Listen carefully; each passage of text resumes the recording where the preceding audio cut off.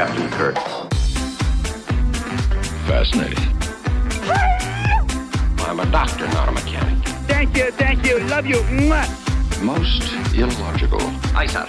Well, that was different. Yep, lousy, but different. Places, please, and here we go. Man, do I love that theme song. All right, welcome, ladies and gentlemen, Bears, Chicken, and Trills to episode 26 of the MuppeTrek podcast. I'm Jarman. And I'm Steve. We are here to compare, contrast, and confer about our two favorite franchises. And Jarman, what are those? Those are the Muppets and Star Trek, and we do one-to-one reviews of the Muppet Show and Star Trek, the original series. And this week we have special Muppet Show guest Madeline Kahn and the original series episode, Errand of Mercy.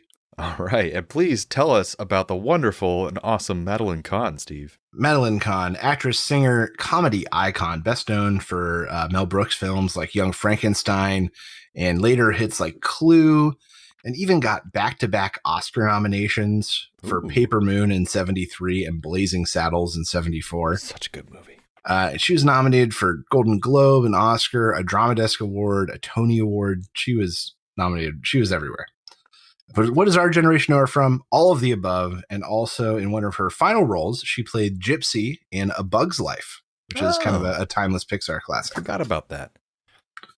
But this week on The Muppet Show on stage, Kermit opens up with a classic Muppet hit, the iconic number Happy Feet, that everyone knows. Well, Man, what a classic. Following this, Madeline sings another song about feet, Your Feet, lavishly sprawled in a general depiction of a Persian palace with her backup dancers, the Mutations. Up next, Animal does a random drum solo that he yells words over. It's kind of weird. Yeah. Afterward, we find ourselves outside in the Swedish chef's kitchen for another iconic sketch. He's cooking lobster. He puts a lobster in the pot, and then a bunch of bandit lobsters with 6 shooters break in and hold him hostage and rescue their compadre. And then they all exit shooting their 6 It is such a classic totally sketch. Goofy and wonderful. Oh my gosh, what a classic sketch. Next up, Floyd sings New York State of Mind with some backup. It's a great, slow, jazzy number. It's just very enjoyable. Mm-hmm. We then get our very first swine trek ever. A mistake and a misogynistic attitude with controls leads to the captain getting his head caught in a door. Following this, we get Fozzie's comedy act. He begins to perform a song. The pig got up and slowly walked away. This draws the attention of multiple pigs from the show who like gang up on Fozzie, and he paddles off stage. Madeline then has an odd sketch with this big monster where he continues to ruin things as she talks about how much she loves them. And then she talks about how great he is and how successful he is at being terrible. And he like shrinks and shrinks and shrinks. Yeah, this is like just someone's like shrinking her problem. Wrong. And then she hits him with her umbrella. It's weird. It's odd. It is odd. Up next, we have a Muppet News flash. The reporters are blowing up, and the reporter blows up. Rolf gets a nice solo number, or kind of the beginning of one. He plays Up, Up, and Away, and the candelabra takes off like a rocket. It was cute. Backstage this week, Sam starts out by coming to tell Miss Kahn that he can't let her go on and needs to protect her. But meanwhile, she's putting on a goofy wig and a Groucho glasses. And he's like, forget it. I don't want to protect you anymore. The backstage plot this week overall centers around Madeline, who helps Gonzo get his nose unstuck, and he falls in love with her. Gonzo finds Miss Piggy to let her down easy, that he's no longer in love with her. Gonzo shows up in a tux planning to marry Madeline Kahn and kind of makes up this idea of what their life would be together. The funny thing here is that the tuxedo is from his magic act, which springs up a few times. My favorite of which later is when Madeline goes to grab a hanky and then just pulls out all these colorful hankies over and over again. It was really a funny bit. Towards the end of the show, Gonzo overhears Madeline lamenting with Kermit about how seriously he took her compliment earlier. And then he sings the wishing song. And this is another all-time Muppet classic. Madeline comes to comfort him and he finishes his song. And it's just really a beautiful number. It's really funny. She starts to comfort him and he's like, can I do anything for you? And he's like, yeah, can I finish my song? Let me finish my song. I thought that was funny. Finally, we are at the closing curtain where Gonzo reminds Madeline that their perfect suburban dream will never be, and that she's going to have to go to all the PTA meetings for their hypothetical children alone. And that is what we call the Muppet Show this week. We sure do. Let's talk about the music. Happy Feet. Man, what a song. By Music by Milton Agar, lyrics by Jack Yellen. Jack Yellen also wrote lyrics for "Happy Days Are Here Again," which was Franklin Roosevelt's theme for his 1932 campaign run. Huh. Your Feet by Ronnie Graham, who, like Madeline, you will also recognize from Mel Brooks films. Really? Yeah, like he played the priest in Spaceballs. Huh. You'll recognize him. Foggy Day, which is supposedly what Animal performs, that drum thing. Right. Was originally titled A Foggy Day in London Town. Oh, I know that It's a song. reference to the pollution-filled fogs that used to fill London at the time the song was written. Isn't that one? A foggy day in London town. You had me low, you had me down. That sounds way too jazzy, but maybe. That's a Frank Sinatra classic. New York State of Mind by Billy Joel, just a year or so before this episode came out, from his album Turnstiles, which was all about being forced to move from LA back to New York. The pig got up and slowly walked away. This is a song from the temperance movement, which led prohibition and was one of the themes for prohibition. And all the songs were basically cautionary tales about like the terrible things that happen when you drink, like waking up next to a pig. That's terrible. Right. So weird song choice. Up and Away, which Rolf begins to play at the 10th Annual Grammy Awards in 1968. It won Record of the Year, Song of the Year, Best Pop Performance by a Duo or Group with Vocals, Best Performance by a Vocal Group, Best Performance by a Chorus, and Best Contemporary Song. Jeez. Yeah. Holy crap. That's a lot. Yeah. Every award. So, Jeremy, what did you think of this week's episode with Madeline Kahn? I generally liked it. I just think that this is another case, unfortunately, of another Mel Brooks favorite not being used very well in the episode. I don't think she's used enough. Her scenes were good; they were funny, but just she's so outrageously talented that I just don't think she was featured as well as she could have been.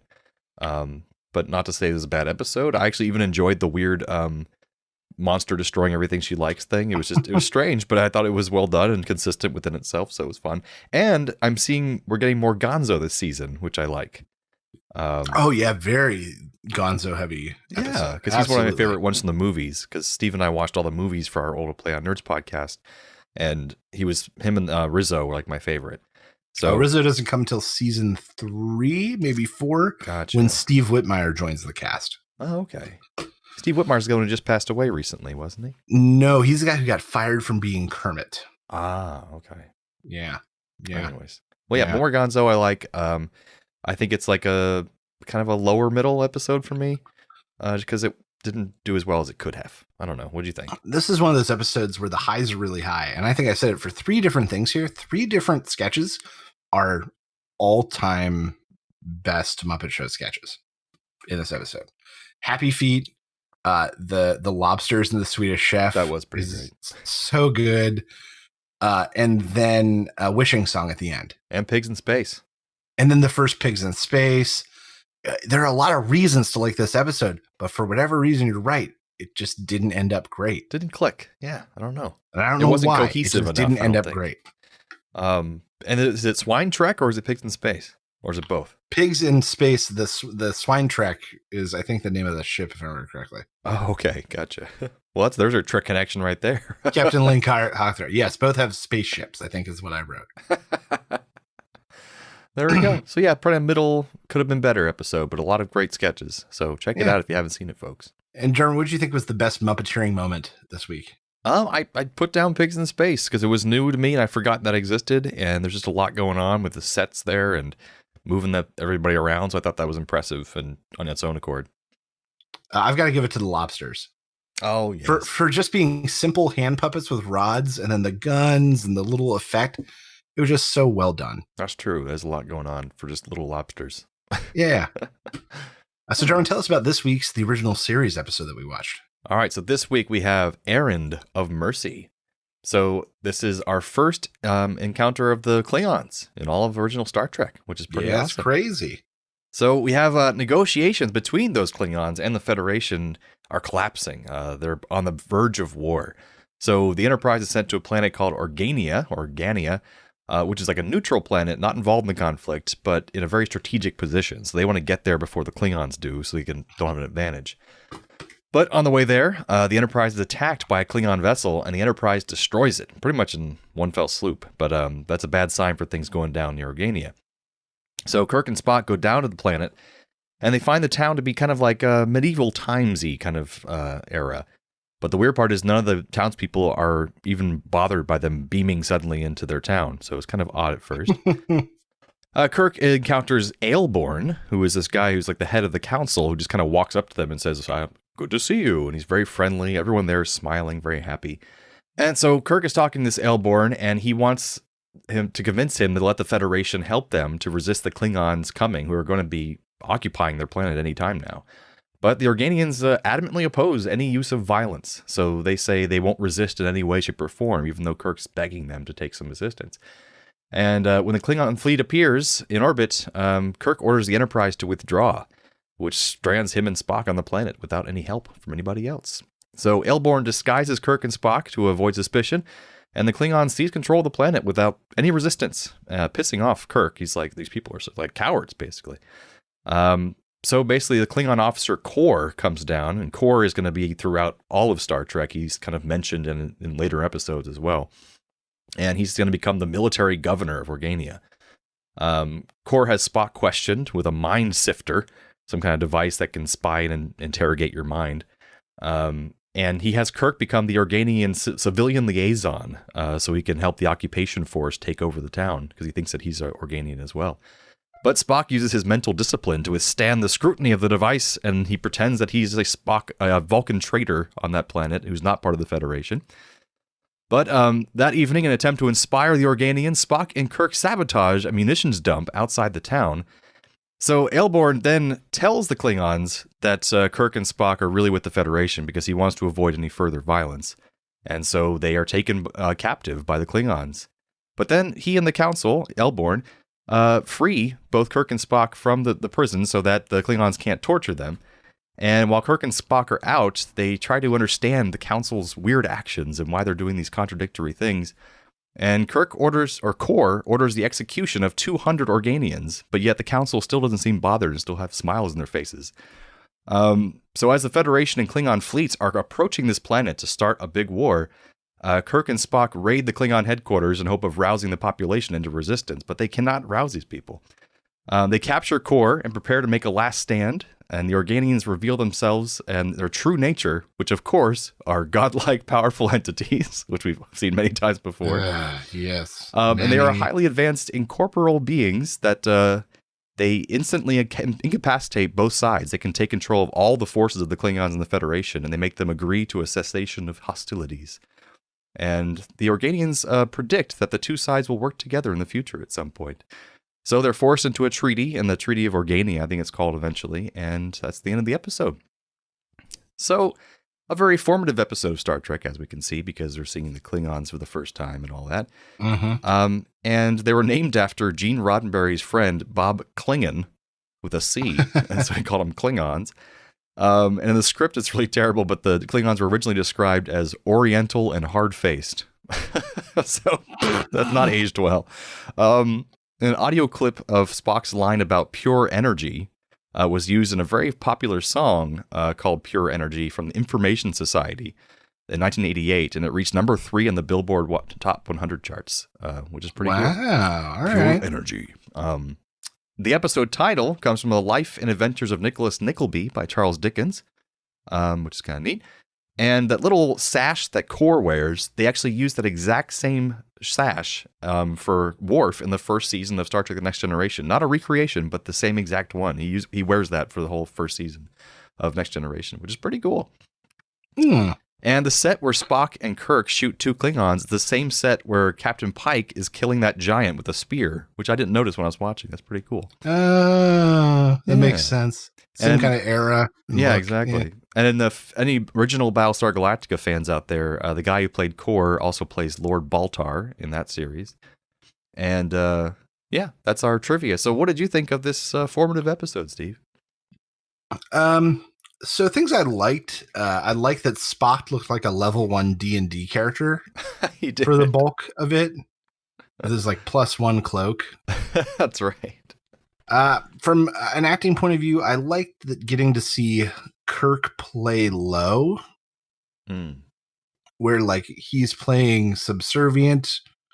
It's just an interesting angle you don't get to see with him often. So at the very least, it was like, oh, okay. Being forced into that role, yeah. And then Klingons, as you said, very cool, very iconic. Maybe a little dumbed down. If anything, I wanted more. Maybe that was one of my issues. Kind of they felt like they weren't complete. Right. That's true. And then this falls into a category of episodes that I really dislike, where an all-powerful race just laughing at the futility of mankind. Like, are they done with this trope yet? I don't think so. We're going to see it so many times. I've got such a bad feeling we're going to see it so many times. All the way through the other series, too. Good. Just wait for it. But overall, I put like middle to middle high episode. I felt like the villain was a little lackluster. Core was a little lackluster and maybe could have been a little harder. Or I liked his interactions with Kirk. I know, but all of these villains feel like Shakespearean actors, and I just want one of them to feel like a villain. I could see that. Yeah, they're playing all the same kind of. Oh, Kirk, it's so exciting to meet you. I had hoped to meet you on the field of battle. You're so honorable in your convictions, Captain, but they are misplaced. I just want a villain that feels like a villain. Yeah. Just I'm gonna frickin' kill you, Captain. Say what you will about Khan, at least he felt like a villain.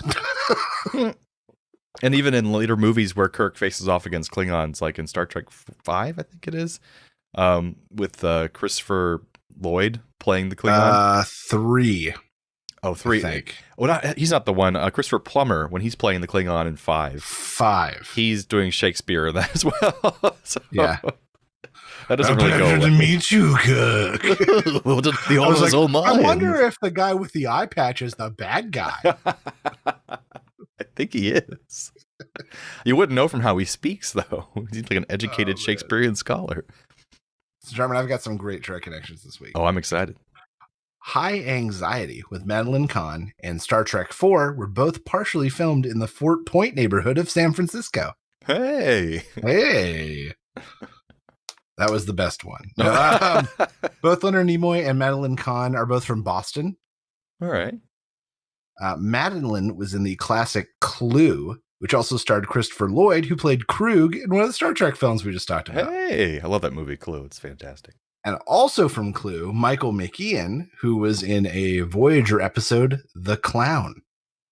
That's right. Jarman, do we have any similarities this week? We I already sure talked earlier how about they both have spaceships. Yes. I wrote that down. So this is some real legitimate similarities here, okay? Statler and Waldorf turn away from the show, but they can still hear it, just like the Organians seem to just pretend the violence wasn't happening, but it really was. Wow. Deep. Yeah, it is deep. Both feature people getting held up by violent invaders. The Klingons and the people of the planet, and the Swedish chef by the lobsters. That's similar to mine. I said 2 instances of someone underestimating their prey: Swedish chef and the Klingons. The Klingons and the Organians. Oh yeah. So that does it. Do you have another one? Both feature someone extremely pleased to meet someone else. Core with Kirk and Gonzo with Madeline Kahn. I'm very pleased to meet you, Kirk. I'd hoped it'd be on the field of battle. Oh God, what is that? Transporter malfunction. Oh. Transporter malfunction. I believe the malfunction is happening in the transporter. So this is the part of the show where we transport one character from one episode to the other episode. And go ahead, Steve, what you got for us this week? So coming from Trek to the Muppet Show this week, I've got the Klingons and having them replace the mutations as the backup singers and do the musical number with Madeline Kahn. That'd be fantastic. I wanted the Swedish chef to take over for the head of the Organians, so the airborne guy. Because if Core was annoyed by just their smiling alone, he'll really hate having to communicate with the Swedish chef. Yeah, he's going to hate that. More Organian, more. We said surrender. Muppets to Trek this week. I've got the lobsters replacing the Klingons. They come storming in on horseback, guns blazing, making demands in broken English and shouting at Kirk. Full-size horses and regular-size lobsters. Full-size horses. Full-size guns, too, for whatever reason. Just attached to their side. Well, it would be those goofy Klingon pistols. Oh, yes, of course. Disruptors. That's right. Core would replace the monster who destroys everything Kahn likes. Madeline Kahn? No, not Okay, Kahn yeah. from Star Trek. Oh, you like this tree? How about I destroy it? Oh, you like that bench? Gone. It'd be something terrible if something happened to it. Oh, God. I'm a fierce commander. Like, come on. So that indignant tone brings us to the end of episode 26 of the Muppet Trek podcast. Join us next time for the Muppet Show with special guest Milton Berle. And original series episode, The Alternative Factor. So from the lovers, the dreamers, and us. Live long and prosper, everyone. Thanks for listening to the Muppet Trek podcast. Be sure to follow us on social media on Facebook and Twitter. Subscribe to us on Apple Podcasts, YouTube, Spotify, or your favorite podcast platform. This podcast has been brought to you by A Play on Nerds.